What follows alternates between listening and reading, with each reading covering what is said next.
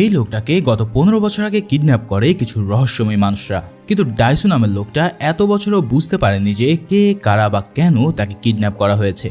তাই 15 বছর পর ছাড়া পেয়ে সে এই রহস্য যখন উদ্ঘাটন করতে নামে তখন এমন সব কাহিনী সে বের করতে থাকে যা রীতিমতন একজন সুস্থ মানুষকেও অসুস্থ করে তুলবে। কি সেই কাহিনী সেটা জানানোর জন্যই আজ হাজির হলাম 2003 সালে রিলিজ পাওয়া most disturbing thriller movie old বয়ের এক্সপ্লেনেশন নিয়ে। তবে বলে রাখি, শেষটা হজম করার জন্য তোমাকে অবশ্যই শক্ত মনের অধিকারী হতে হবে। তো চলো আর পেঁচাল না বাড়িয়ে শুরু করে আজকের মুভি এক্সপ্লেনেশন।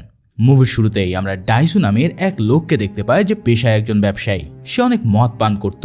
ডাইসু তার পরিবারের প্রতি এতটাই কেয়ারলেস ছিল যে আজ তার মেয়ের জন্মদিন হওয়া সত্ত্বেও সে তার পরিবারকে সময় না দিয়ে মদ পান করতে যায়। ডাইসু ওই দিন এতই মদ পান করে ফেলেছিল যে সে রাস্তায় অনেক মাতলামি করে ফেলে, যার কারণে পুলিশ তাকে পুলিশ স্টেশনে নিয়ে যায়। ওখানে গিয়েও ডাইসু পুলিশদের সাথে বিনা কারণে হাতাহাতি শুরু করে দেয়, কিন্তু সঠিক সময়ে তার এক বন্ধু এসে পুলিশের কাছে ক্ষমা চায় এবং তাকে পুলিশ স্টেশন থেকে ছাড়িয়ে নিয়ে আসে। তারা দুজন যখন পুলিশ স্টেশন থেকে বের হয় তখন ডাইসু একটা পাবলিক টেলিফোনের মাধ্যমে তার বাসায় ফোন দেয়। তখন সেই ফোনটা ডাইসুর মেয়ে ধরেছিল।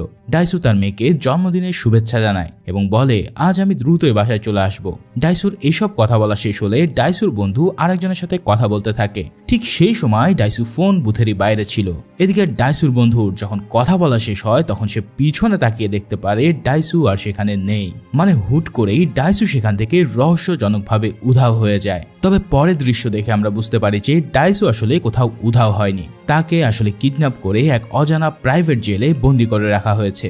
আগেই বলে রাখি, প্রাইভেট জেল হচ্ছে এমন এক ধরনের জেল যেখানে একজন লোক জেলে থাকা একটা কক্ষ ভাড়া নেয় এবং সে তার ইচ্ছা মতন যে কোনো সুযোগ সুবিধা ওই কক্ষে প্রোভাইড করতে পারে। ডাইসুকে জেলের মধ্যে যে কক্ষতে আটকে রাখা হয়েছিল সেই কক্ষের দরজার মধ্যে একটা ছোট্ট গেট ছিল, যার মাধ্যমে সেখানে থাকা কয়েদিদের খাবার দেওয়া হতো। এরপর দেখা যায় ডাইসুকে তখন এক লোক সেই গেটের মাধ্যমেই খাবার দিতে আসে। ডাইসু সেই গেটের মাধ্যমে মাথা বের করে সেই লোকটাকে বলতে থাকে, তুমি কে, কেন আমাকে এখানে বন্দি করে রেখেছো, আমি আসলে কি অপরাধ করেছি, প্লিজ আমাকে বলো। কিন্তু ওই লোকটা ডাইসুর কোনো কথার উত্তর দেয় না এবং তাকে খাবার দিয়েই সেখান থেকে চলে যায়। ডাইসুকে যেই রুমে আটকে রাখা হয়েছিল সেখানে সব সুযোগ সুবিধা ছিল।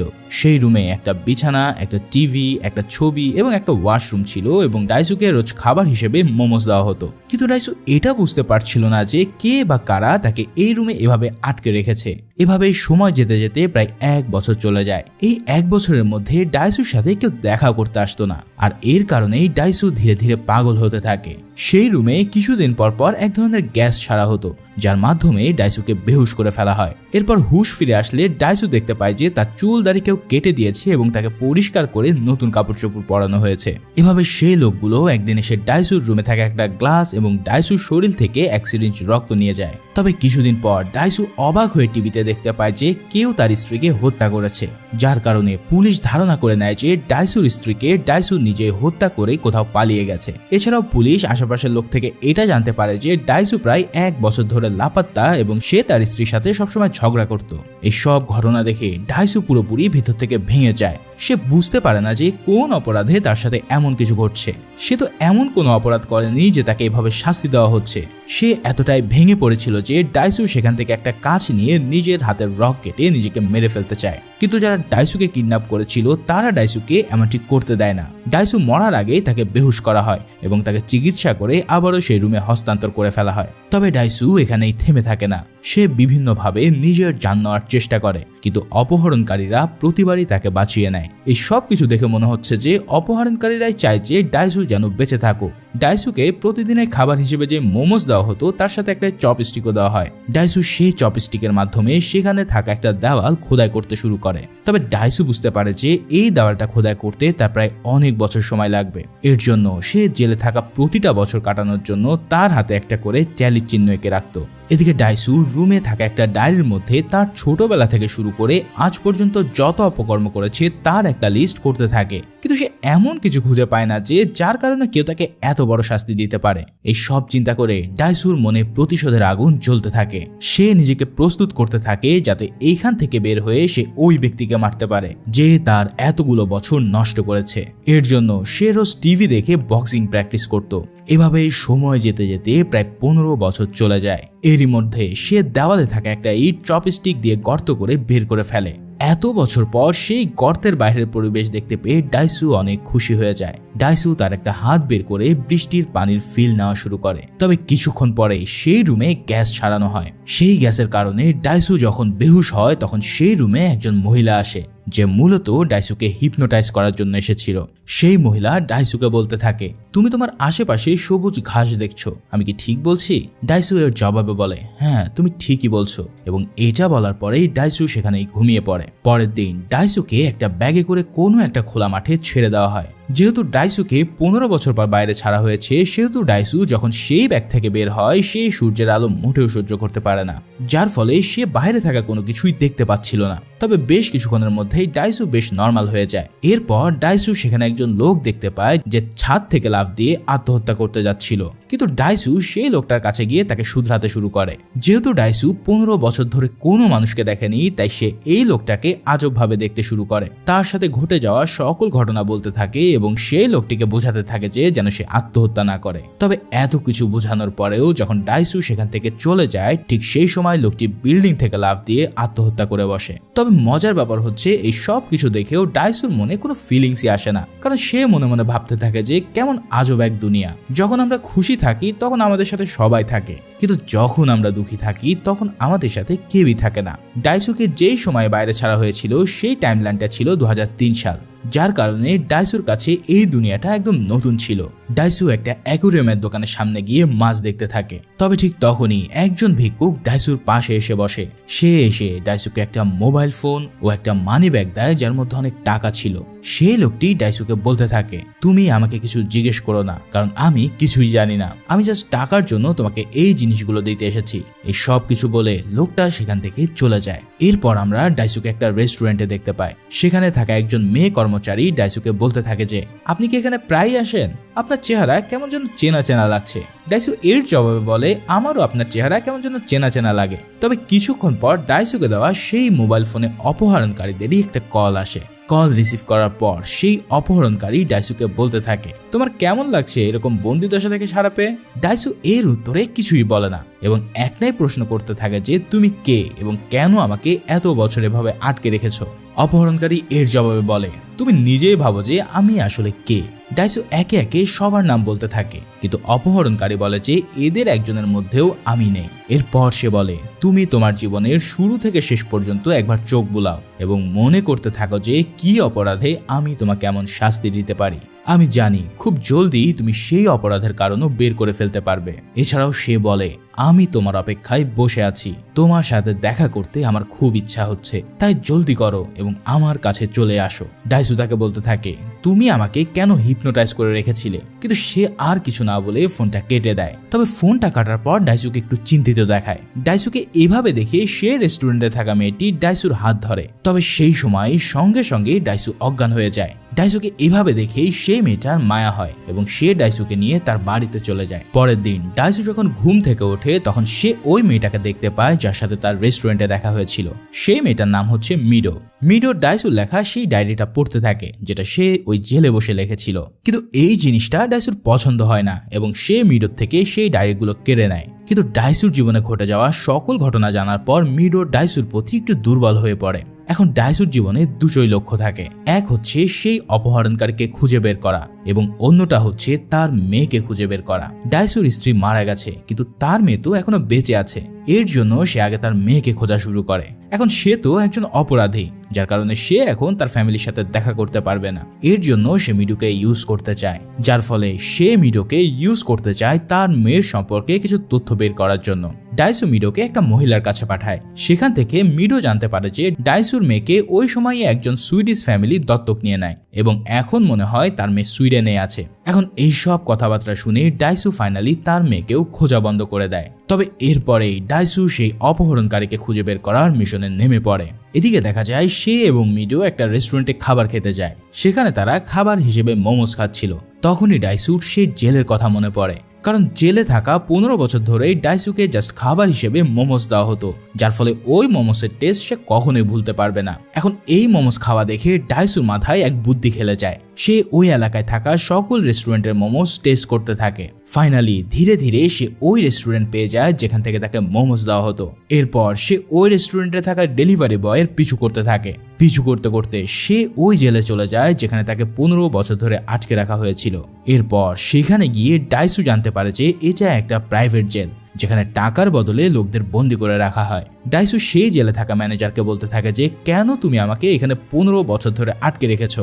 এর জবাবে জেলের ম্যানেজার বলে আমি এখানে তোমাকে আটকে রাখিনি, আমরা এখানে টাকার বদলে কাউকে আটকে রাখি, তুমি চাইলেও এখানে কাউকে টাকার বদলে আটকে রাখতে পারো। ডাইসু সেই লোকটা সম্পর্কে জিজ্ঞেস করে যে কোথায় সে তাকে এত বছর ধরে আটকে রেখেছিল, কিন্তু জেলের ম্যানেজার বলে সে শুধু তার সাথে ফোনে কথা বলেছে।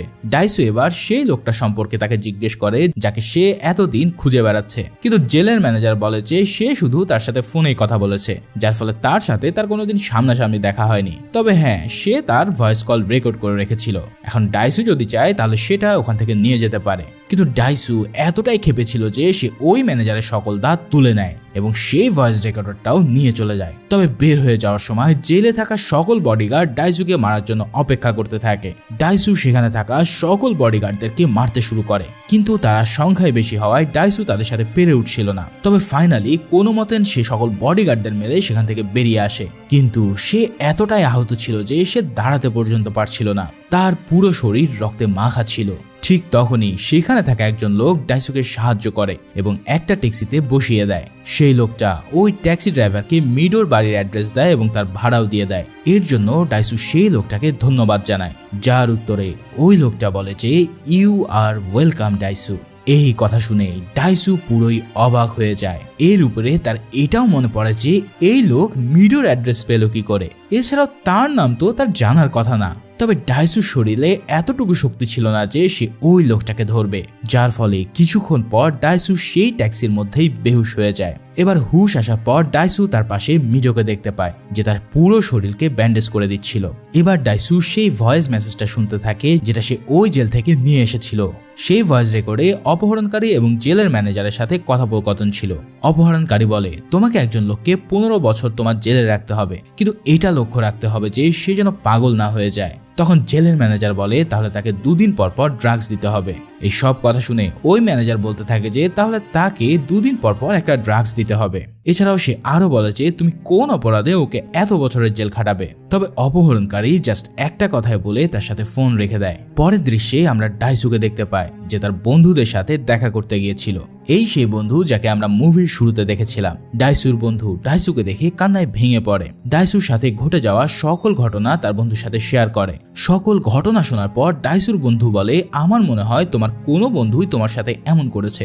যেহেতু সেই লোকটা মিডোর অ্যাড্রেস জানতো, সেহেতু সেই অপহরণকারী মিডোকে আগে থেকে ফলো করেছে। এই সব কথাবার্তা শুনে ডাইসুর এবার মিডোর উপরে সন্দেহ হতে থাকে, যার ফলে মিডোর কাছ থেকে কথা বের করার জন্য সে মিডোর কাছে গিয়ে তাকে নির্যাতন করা শুরু করে। ডাইসুর মনে হচ্ছিল যে এই সব কিছুর পিছনে মিডোরই হাত রয়েছে, নাহলে এই মেয়ে উড়ে এসে জুড়ে বসার মতন কেন তাকে এত সাহায্য করবে। কিন্তু কিছুক্ষণ পর ডাইসুকে তার বন্ধু কল দেয় এবং তাকে বলে দ্রুত তার সাথে দেখা করতে। তার বন্ধুর সাথে দেখা হওয়ার পর তার বন্ধু বলে আমি মিডোর সকল মেল চেক করেছি, সেখানে আজকে একটা মেল এসেছে যেখানে একটা অ্যাড্রেস দেওয়া আছে। এছাড়াও তুমি যে তোমার স্ত্রীকে হত্যা করেছো ওই মামলাটিও কালকে উঠিয়ে নেওয়া হবে, মানে কালকে থেকে তোমার পিছনে কোনো পুলিশ কেসও থাকবে না। ডাইসু সেই মেলটা থেকে যে অ্যাড্রেস পেয়েছিল সেটা মিডোর বাড়ি ঠিক উল্টো পাশেই ছিল, তাই সে দ্রুত সেই অ্যাড্রেসে চলে যায়। সেখানে ডাইসু ওই লোকটাকে দেখতে পায় যে তাকে এত বছর ধরে অপহরণ করেছিল, আর এই ব্যক্তিটাই ডাইসুকে সেই ট্যাক্সি করে মিডোর বাসায় পাঠিয়ে দিয়েছিল। এখানে সেই ব্যক্তির নাম ছিল লিওজেন, যাকে আমরা এখন থেকে লিও বলে ডাকবো। লিও ডাইসুকে বলতে থাকে তোমার কাছে মাত্র 5 দিন সময় আছে, এর মধ্যে তোমাকে বের করতে হবে যে কি কারণে আমি তোমাকে এত বছর বন্দি করে রেখেছি।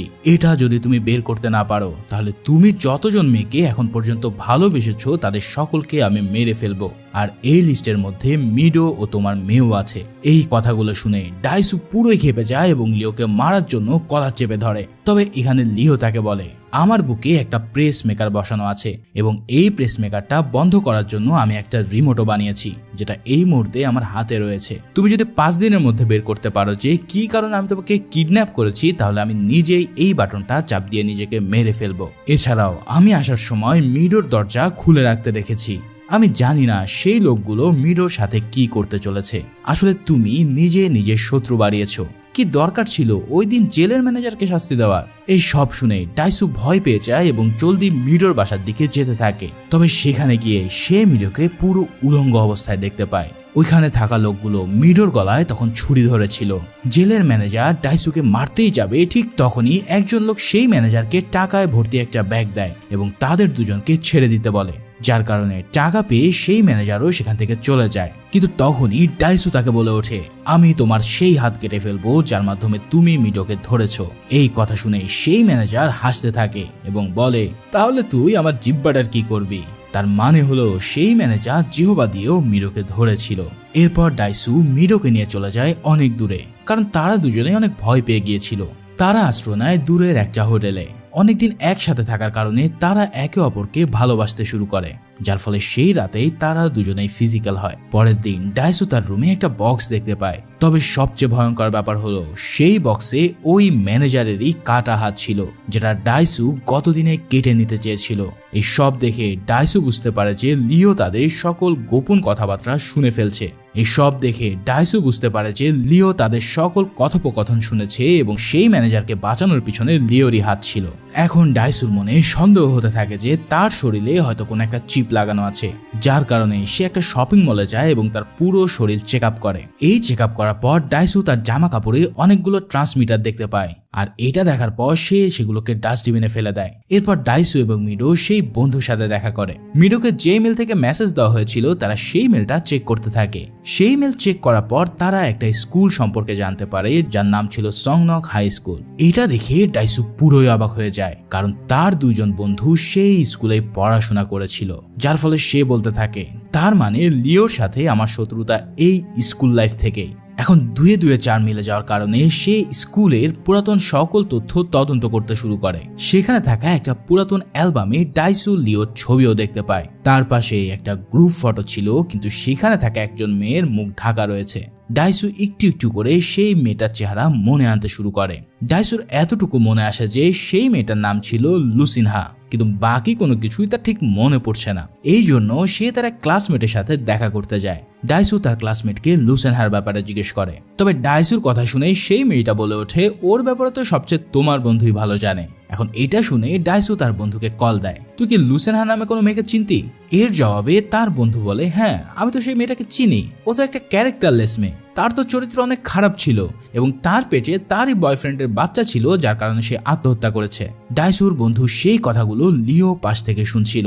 এগুলো শুনে লিও আর সহ্য করতে পারে না এবং ডাইসুর বন্ধুকে নিষ্ঠুরভাবে মেরে ফেলে। লিও বারবার বলতে থাকে, আমার বোন ক্যারেক্টারলেস ছিল না। ডাইসু যখন জানতে পারে তার বন্ধু মারা গেছে, তখন সে কান্নায় ভেঙে পড়ে। সে মনে করতে থাকে যে কোনো সময় লিও মিডোকেও মেরে ফেলতে পারে। এর জন্য সে মিডোকে একটা সেফ প্লেসে রাখতে চায়, যেখানে সে সবসময় সুরক্ষিত থাকবে। ডাইসু মিডোকে নিয়ে চলে যায় সেই জেলের ম্যানেজারের কাছে, যার হাত লিও কেটে ফেলেছিল। ডাইসু জানে দুজন শত্রু পরস্পর বন্ধু, তাই সে ওই জেলের ম্যানেজারের কাছে সাহায্য চায় মিডোকে সেফ রাখার জন্য। এই সব শুনে জেলের ম্যানেজারও রাজি হয়ে যায় মিডোকে রাখতে। এখন ডাইসু সেই মেয়েটা সম্পর্কে সবকিছু মনে পড়তে শুরু করে। সে মিডোকে বলতে থাকে, লিও যেই মেয়েটার কথা বলছিল সে আসলে লিওর বোন ছিল। লিও এবং লুসিনহা একে অপরকে ভালোবাসতো, তাই একদিন লিও ও লুসিনহা শারীরিক সম্পর্ক করেছিল, যা আমি দেখে ফেলি। এরপর এই সকল ঘটনা আমি আমার বন্ধুকে বলে দেই। এছাড়াও আমি এটা বলি যে আমার মনে হয় লুসিনহার পেটে তার নিজের ভাইয়েরই বাচ্চা রয়েছে।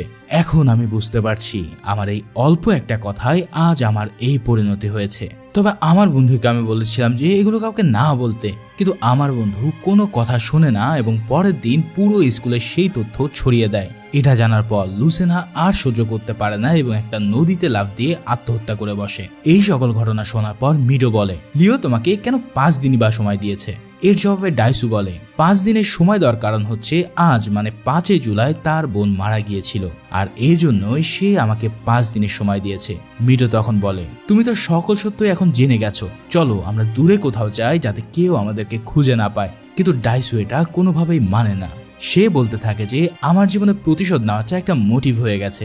লিও এই ছোট্ট একটা কারণে আমার 15 বছর নষ্ট করে ফেলেছে। এছাড়াও সে নিজ হাতে আমার স্ত্রীকেও হত্যা করেছে। এখন এই প্রতিশোধ তো আমি নিয়েই ছাড়বো। এর জন্য সে মিডোকে জেলের ম্যানেজারের হেফাজতে রেখে চলে যায় লিওকে মারতে। লিওর সাথে দেখা করতে ডাইসু চলে যায় লিওর পেন্ট হাউসে। সেখানে গিয়ে লিও বলতে থাকে, অবশেষে তোমার সবকিছুই মনে পড়ে গেল। ডাইসু এর জবাবে বলে, তুমি আমাকে কি পেয়েছো? তুমি হিপনোটাইজ করে আমার সব স্মৃতি মুছে দিয়ে আমাকে এই সবকিছু মনে করতে বলছো? আর তুমি তো এতটাই খারাপ যে নিজের বোনকেও ছাড়োনি। যখন তুমি দেখেছো এই তথ্য পুরো স্কুলে ফাঁস হয়ে যাচ্ছে, তখন তুমি নিজেই নিজের বোনকে মেরে ফেলেছো। এই সব শুনে লিও এবার হাসতে থাকে। ডাইসু আরো বলে, এখন তুমি তোমার কথা মতো আত্মহত্যা করো। তবে লিও এর জবাবে বলে, দাঁড়াও বন্ধু, এত তাড়াহুড়া করছো কেন? কে বলেছে আমি তোমাকে এসব ভোলার জন্য হিপনোটাইজ করেছি? তোমাকে আমি হিপনোটাইজ করেছি এটা সত্য, কিন্তু এর কারণটা ছিল অন্য কিছু। আর তোমাকে সহ আমি আরো একজনকে হিপনোটাইজ করেছি, যেটা তুমি পরে জানতে পারবে। আর তুমি কি ভাবছো আমার সম্পর্কে এগুলো বললে আমি খেপে যাব? তুমি তো একজন পাগল। তবে আমার বোনের এই বিষয়টা সম্পর্কে তুমি একবার হলেও জানতে চেষ্টা করনি। আর এটা স্কুলে এতটাই ছড়িয়ে পড়েছিল যে আমার বোন সত্যি সত্যি মনে করতে থাকে যে সে হয়তো প্রেগনেন্ট, যার ফলে সে সেটা মানতে না পেরে আত্মহত্যা করে নিয়েছিল। ও একটা কথা বলো তো, তুমি কি পোস্ট হিপনোটাইজ সম্পর্কে কিছু জানো? পোস্ট হিপনোটাইজ হচ্ছে এমন এক ধরনের হিপনোটাইজ পদ্ধতি যেখানে একজন ব্যক্তিকে হিপনোটাইজ করে তার মাথায় অনেক কিছু ঢুকিয়ে দেওয়া হয়। তোমার কি একটু আজব লাগে না তোমার মতো একটা মুরব্বীর সাথে একটা ইয়ং সুন্দর মেয়ে প্রেম করবে? আসলে তোমাদের দুজনকেই আমি পোস্ট হিপনোটাইজ করে রেখেছি। আর তোমার লাইফে সবচেয়ে বড় ভুল কি ছিল তুমি জানো? তুমি একটা আমাকে ভুল প্রশ্ন করে ফেলেছো। তোমাকে যখন আমি জেল থেকে ছেড়েছি, তুমি আমাকে বলেছিলে কেন আমি তোমাকে 15 বছর ধরে জেলে রেখেছি। কিন্তু তোমার প্রশ্ন করা উচিত ছিল যে কেন তোমাকে আমি 15 বছর পর জেল থেকে ছাড়লাম। তুমি কি এটা জানতে চাও? তাহলে তোমার সামনে থাকা ওই বক্সটি খোলো। এই সব শোনার পর ডাইসু ওই বক্সটার ভিতরে একটা অ্যালবাম দেখতে পায়, যার প্রথম পৃষ্ঠায় তার পরিবার ও মেয়ের ছোটবেলার ছবি ছিল। এভাবে সে একের পর এক পৃষ্ঠা দেখতে থাকে। তবে সবচেয়ে ভয়ঙ্কর ব্যাপার হলো, সে যখন একটা একটা করে পৃষ্ঠা উল্টায় তখন তার মেয়ে বড় হতে থাকে। সে যখন লাস্ট পৃষ্ঠায় যায় তখন সেটা দেখে সে অবাক হয়ে পড়ে, কারণ যেই মেয়েকে সে এই কয়দিন ভালোবেসেছে আর যার সাথে সে ইন্টিমেট হয়েছে সে আর কেউই না, সে হচ্ছে তার আপন মেয়ে। ভাইরে ভাই, ট্রাস্ট মি, লাইফে এত এত ডিস্টার্বিং জিনিস দেখা থাকলেও এই জিনিস দেখে আমি কোনোভাবে সহ্য করতে পারিনি। এটা দেখে তো সে রাগে দুঃখে পাগলের মতন হয়ে যায় এবং লিওকে মারার জন্য আগাতে থাকে। ঠিক তখনই লিওর বডিগার্ড ডাইসুকে মারা শুরু করে। যখন সে ডাইসুকে মেরে ফেলবে, লিও তার বডিগার্ডকে গুলি করে মেরে ফেলে, কারণ লিও চায় না যে ডাইসুর এত সহজে মৃত্যু হোক। সে চায় ডাইসু এই সত্যতা জেনে সারা জীবন পস্তাতে থাকুক। লিও বলতে থাকে, তুমি কি বোকা? তোমার কি মনে হয় আমি ওই জেলের ম্যানেজারের হাত শুধু শুধু কাটবো? আমি ওকে অনেক টাকা দিয়েছি এবং ওকে একটা নতুন জেল বানিয়ে দিয়েছি, যার বদলে ও আমাকে একটা হাত কেটে দিয়েছে, যার ফলে সেই জেলের ম্যানেজার এখন আমার পক্ষে। তার মানে তো বুঝতেই পারছো তোমার মেয়ে তো এখন বিপদে রয়েছে। এক কাজ করো, তুমি দ্রুত মিডোকে কল দাও। এই সব শুনে ডাইসু ভয় পেয়ে যায় এবং দ্রুত তার মেয়েকে ফোন দেয়। ঠিক তখনই সেই ফোনটা জেলের ম্যানেজার উঠিয়ে নেয়। সেই ম্যানেজার ফোনটা ডাইসুর মেয়েকে দেয়। সেই সময় মিডো অনেক কান্না করছিল। সে খালি একটাই কথা বলে যে তারা তাকে একটা বক্স দিয়েছে, যেটা তাকে বারবার খুলতে বলছে। তখন ডাইসু বুঝতে পারে এই বক্সটার ভিতরে কি থাকতে পারে। এসব দেখে ডাইসু কখনোই চায় না যে তার মেয়ে সব কিছু সম্পর্কে জানুক। তাই সে মিডোকে ওই বক্স খুলতে বারণ করে এবং আমি কিছুক্ষণের মধ্যে আসছি বলে সে ফোনটা রেখে দেয়। আর কোনো উপায় না পেয়ে এবার ডাইসু লিওর কাছে ক্ষমা চাইতে থাকে এবং সেই সাথে সাথে লিওর পা চাটতে শুরু করে। ডাইসু তাকে রিকোয়েস্ট করতে থাকে যাতে মিডো সে বক্স না খোলে, কিন্তু লিওর কাছে এই ক্ষমা ঠিক পছন্দ হয় না। আর কোনো উপায় না পেয়ে ডাইসু এবার একটা কেচি দিয়ে নিজের জিহ্বা কেটে ফেলে। এবার এই ক্ষমাটা লিওর পছন্দ হয়, যার কারণে লিও সেই ম্যানেজারকে ফোন দিয়ে বলে যে মিডোকে যেন ওই বক্সটা খুলতে না দেওয়া হয়। এরপর লিও বলতে থাকে, তুমি কি জানো আমি শুধু তোমার জন্য এতদিন বেঁচে ছিলাম। তুমি চাইলে এখন মরে যেতে পারো অথবা মুভ অন করে তোমার মেয়ের সাথে সংসারও করতে পারো। এই সব কিছু বলে লিও চলে যেতে থাকে। তবে যাওয়ার সময় লিওর পকেট থেকে সেই প্রেস মেকারের রিমোটটা পড়ে যায়। এই সুযোগে ডাইসু দ্রুত ওই রিমোটটা নিয়ে সেটাই প্রেস করে ফেলে, কিন্তু এতে লিও মারা যায় না। আসলে এটা একটা চাল ছিল। লিও ইচ্ছা করেই সেই রিমোটটা তার পকেট থেকে ফেলে দিয়েছিল। এখন এটা করার কারণ কি তোমরা জানতে চাও? আমার মনে হয় না এটা শোনার জন্য তোমরা প্রস্তুত ছিলে। ডাইসু যখন সেই রিমোট বাটনটা প্রেস করে তখন সেই রুমের চারিদিক থেকে উচ্চ স্বরে ডাইসু ও তার মেয়ের ইন্টিমেট হওয়ার আওয়াজ বাজতে থাকে। ভাইরে ভাই, এক্সপ্লেনের এই পর্যায়ে এসে আমি যে আসলে কি বলবো বুঝতে পারছি না। এটা শুনে ডাইসু যেন পুরো আকাশ থেকে পড়ে। এদিকে লিও লিফটে করে সেখান থেকে চলে যেতে থাকে। তবে তখনই সে তার বোনকে ভিজুয়াল করতে থাকে। তার বোন যখন আত্মহত্যা করতে যাচ্ছিল তখন সে তার বোনের হাত ধরে অনেক বাঁচানোর চেষ্টা করে, কিন্তু তখন তার বোন বলেছিল, তুমি আমাকে সারা জীবন মনে রেখো, কিন্তু এবার আমাকে ছেড়ে দাও। এটা বলার পর লিও তার বোনের হাত ছেড়ে দেয়। এই দৃশ্য সে আর সহ্য করতে পারে না, যার কারণে সে নিজেকে গুলি করে মেরে ফেলে। ফাইনালি তার আজকের প্রতিশোধ নেওয়াটা শেষ হয়েছে। সে এতদিন এই দিনের জন্যই বেঁচে ছিল। আজকে তার উদ্দেশ্য সফল হয়েছে, যার কারণে সে নিজেকে হত্যা করে দিল। এরপর আমাদের অনেক দিন পর একটা দৃশ্য দেখানো হয়, যেখানে ডাইসু সেই মহিলাটাকে খুঁজে বের করতে চলেছে যে তাকে হিপনোটাইজ করত। ডাইসু জিহ্বা কাটার জন্য সে এখন কথা বলতে পারে না। এর জন্য সে একটা কাগজে লেখার মাধ্যমে মহিলাটাকে বোঝানোর চেষ্টা করে যে তুমি আমাকে আগের সকল স্মৃতি মুছে দাও, যাতে আমি আমার অতীতকে কোনোভাবেই মনে করতে না পারি। তখন সেই মহিলাটা বলে, আমাকে তোমার সাহায্য করার কোনোই উদ্দেশ্য নেই, কিন্তু তোমার লেখা শেষের লাইনটা আমার মন ছুঁয়ে গেছে। আসলে ডাইসু লাস্টের লাইনে লিখেছিল, আমি জীবনে অনেক জঘন্যতম পাপ করেছি, কিন্তু এই বলে কি আমার বাঁচার কোনো অধিকার নেই? এই ইমোশনাল কথাটা শুনে ওই মহিলাটা ডাইসুকে সাহায্য করতে রাজি হয়। সেই মহিলাটা তখন বলে, আমার এই হিপনোটাইজ ভুলও হতে পারে, যার কারণে তুমি তোমার অতীতে সবকিছুই ভুলতে পারো। আবার এমনও হতে পারে যে তোমার সবকিছু মনেও থাকতে পারে। তবে এত কিছু ডাইসু বোঝে না, যার ফলে সে এই কথাতেই রাজি হয়ে যায়। এরপর পরই সেই মহিলাটা ডাইসুকে হিপনোটাইজ করা শুরু করে। ফাইনালি এরপরেই সেই মহিলাটা ডাইসুকে হিপনোটাইজ করে দেয়। এখন ডাইসু পুরো পাগলের মতো হয়ে গেছে। কিন্তু একটা প্রশ্ন এখনো থেকে যায়, তার মেয়েকে তো এখনো হিপনোটাইজ করা হয়নি, আর যার কারণে তার মেয়ে ডাইসুকে খুঁজতে খুঁজতে এখানে চলে এসেছে। এবং এখানে এসে সে তার বাবাকে আই লাভ ইউ বলে, যা শুনে ডাইসু একটা মুচকি হাসি দেয়। কিন্তু কিছুক্ষণ পরেই তার এই হাসিটা কষ্টের রূপ নেয়। ঠিক এমনই একটা সিনের মধ্যে দিয়ে এই মুভিটা এখানেই শেষ হয়। জানি ভিডিওটা কেমন লাগতে পারে, তারপরেও যদি এই চ্যানেলে তুমি নতুন হয়ে থাকো তাহলে এরকম থ্রিলার মুভি দেখার জন্য অবশ্যই চ্যানেলটা সাবস্ক্রাইব করে দিও। দেখা হচ্ছে পরের কোনো সাসপেন্স ও থ্রিলার মুভি নিয়ে। সে পর্যন্ত সবাই ভালো ও সুস্থ থাকো। আল্লাহ হাফেজ।